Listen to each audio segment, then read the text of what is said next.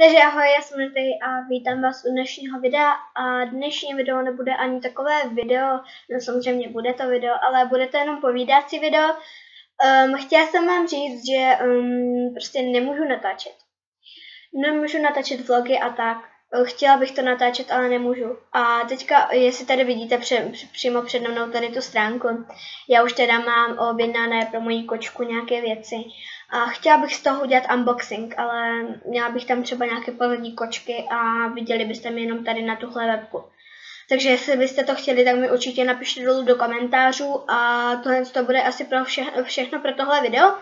Možná kočku bych vám moji asi neukázala, ale na fotce možná jo, protože moje kočka je venkovní kočka a chtěla bych z toho teda udělat unboxing, takže protože já mám za chvilku narozeniny, tak mi to přijde na narozeniny a budu určitě mít více peněz, než mám teďka, takže i to budu moci zaplatit a mám samozřejmě ušetřené nějaké peníze, takže i to zaplatím z mého a takže to by bylo všechno. Určitě mi napište dolů do komentářů. Tak mějte se hezky a ahoj.